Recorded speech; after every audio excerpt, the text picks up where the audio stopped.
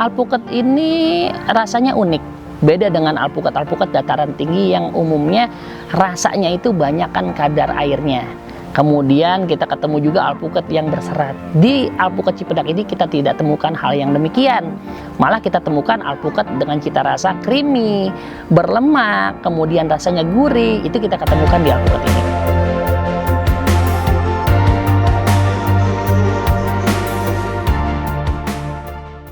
Assalamualaikum warahmatullahi wabarakatuh, teman-teman, sahabat pertanian dimanapun Anda berada. Kali ini kita tampil di channelnya Ayo Berbagi dengan saya Ahmad Fahrijal yang biasanya tayang di YouTube Insinyur Tani TV.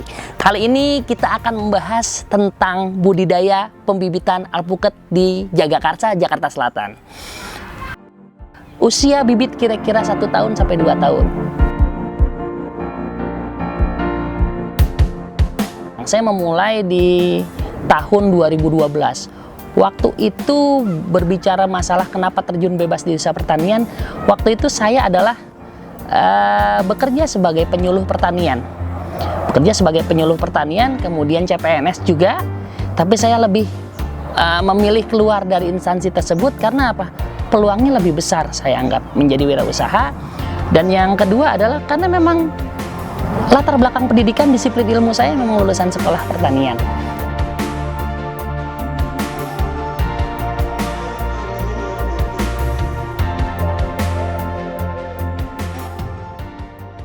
Yang menjadi motivasi saya untuk menjalankan usaha atau budidaya ataupun pertanian di Jakarta adalah yang pertama karena passion ya. Passion, kemudian kita menyenangi atau hobi di bidang pertanian. Kemudian yang kedua adalah kita menganggap ini suatu peluang yang jarang diambil sebagian besar anak muda di Jakarta atau di kota-kota besar. Ini yang menjadi unik. Ketika peluang kita anggap ini menjadi suatu usaha, tidak ada saingannya nanti di situ. Kemudian yang ketiga adalah prospek. Selain dari peluang, prospek ke depannya.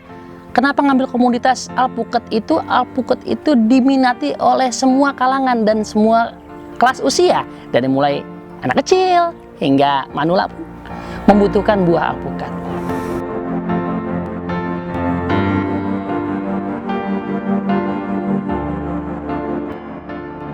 Mengawali pembibitan itu kita mulai dengan penyediaan sarana produksi seperti bibit, bahan tanamnya ataupun biji kita dapatkan dari supplier atau pengiriman langsung dari beberapa teman-teman komunitas. Kita sudah disuplai itu. Kemudian setelah biji sampai di kita, kemudian perlakuannya adalah kita cuci, kemudian kita bersihkan dari sisa-sisa daging buah yang menempel, kemudian kita kering anginkan. Setelah itu adalah masuk ke tahap penyemaian. Di tahap penyemaian ini kita biasanya melakukan penyemaian itu secara massal. Karena apa? Begitu kita penyemaian secara satuan, dikhawatirkan nanti bibit tidak hidup ataupun bibit mati atau busuk, kita bisa menggantikannya dengan tanaman yang lain. Kalau kita penyemaian secara massal kan bisa kita ambil dari bibit-bibit yang lebih dulu tumbuh atau pertumbuhannya turgornya bagus. Nah, itu yang kita ambil sebagai bahan tanam. Seleksinya dari situ.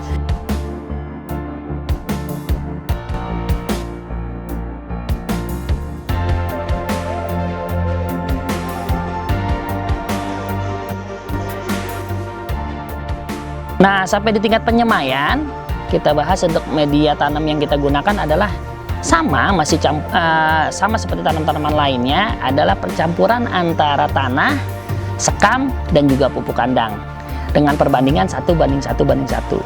Cuma untuk penyemaian kita lebih banyak komposisinya sekam karena untuk porositas air nantinya kelebihan air bisa terbuang ataupun mengalir karena media tanamnya sekam.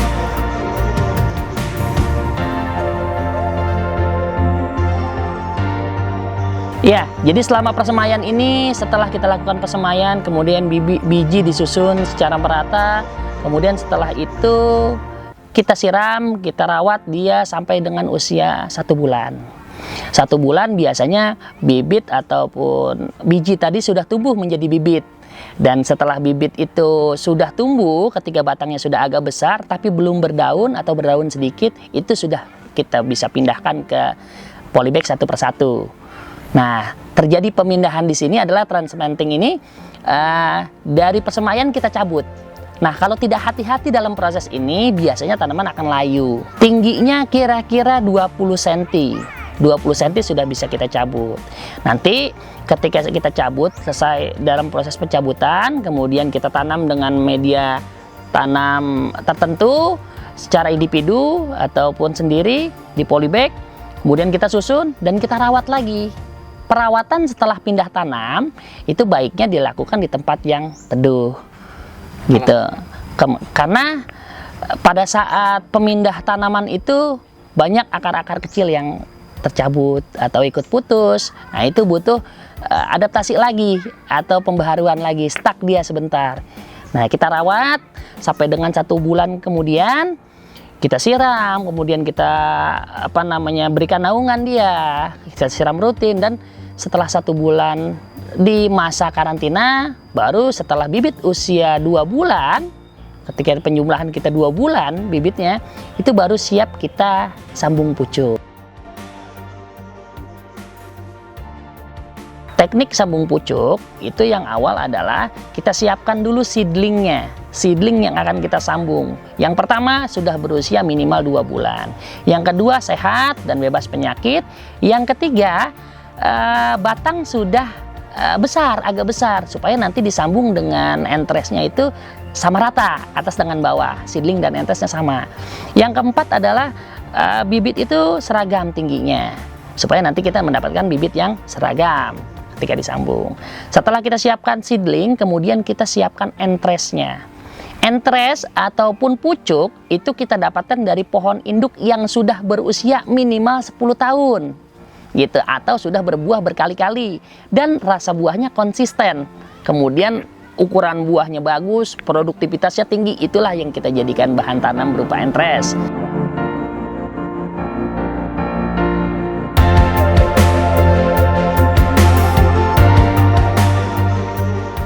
Ketika kita sudah dapatkan keduanya, lalu kita proses penyatuan.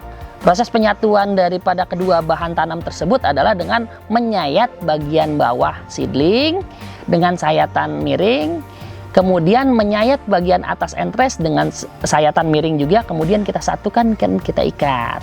Proses pengikatannya itu berlangsung tidak, kalau bisa tidak tercampur ataupun tidak kontaminasi dengan apapun yang ada di sekitar kita.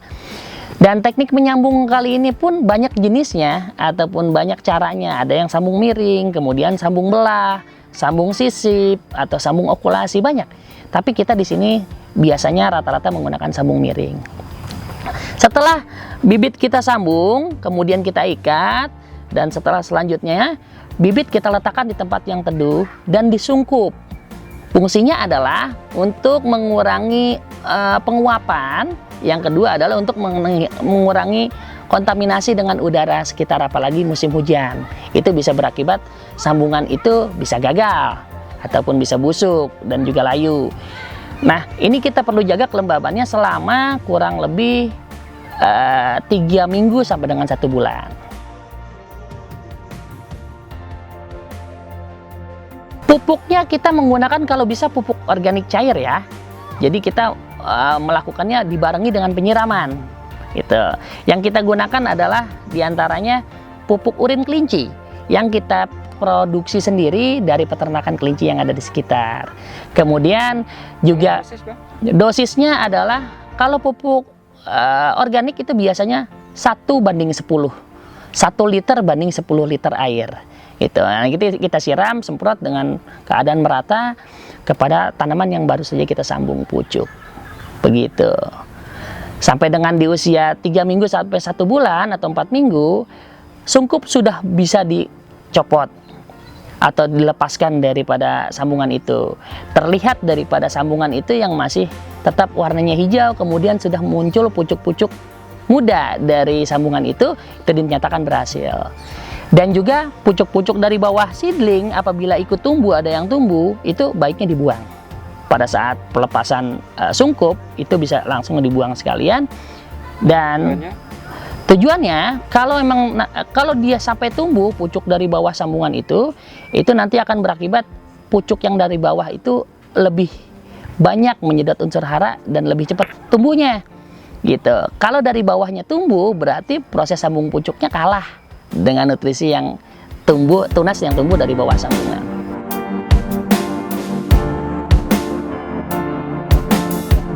Alpukat ini rasanya unik, beda dengan alpukat dataran tinggi yang umumnya rasanya itu banyakkan kadar airnya. Kemudian kita ketemu juga alpukat yang berserat. Di alpukat Cipedak ini kita tidak temukan hal yang demikian. Malah kita temukan alpukat dengan cita rasa creamy, berlemak, kemudian rasanya gurih. Itu kita ketemukan di alpukat ini. Yang kedua adalah ukuran. Ukuran yang diminati oleh konsumen cenderung tidak terlalu besar dan tidak terlalu kecil. Jadi cukup sekali makan, dan alpukat ini masuk kriteria itu. Ketiga, alpukat ini mudah beradaptasi, terutama di lahan-lahan dataran rendah yang selama ini kita kenal rumornya alpukat tidak tumbuh bagus di dataran rendah, tapi ini mematahkan rumor itu. Alpukat Cipedak ini tumbuh baik dan pohon induknya tumbuh di ketinggian tempat 60 meter depth di atas permukaan laut. Pernah beberapa kali survei dari teman-teman yang saya supply, itu di pinggir pantai, pesisir pantai itu sudah banyak mengebunkan alpukat ini dan sudah dalam kondisi berbuah, malah lebih cepat di dataran rendah.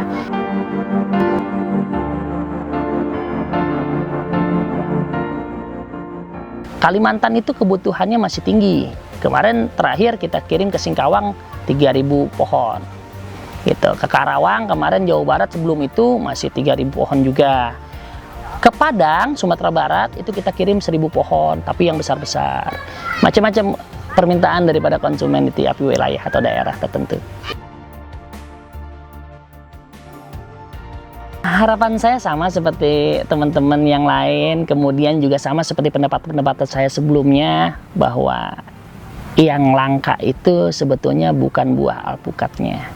Yang langka itu sebetulnya bukan pertaniannya, tapi yang langka adalah yang mau menekuni bidang pertaniannya.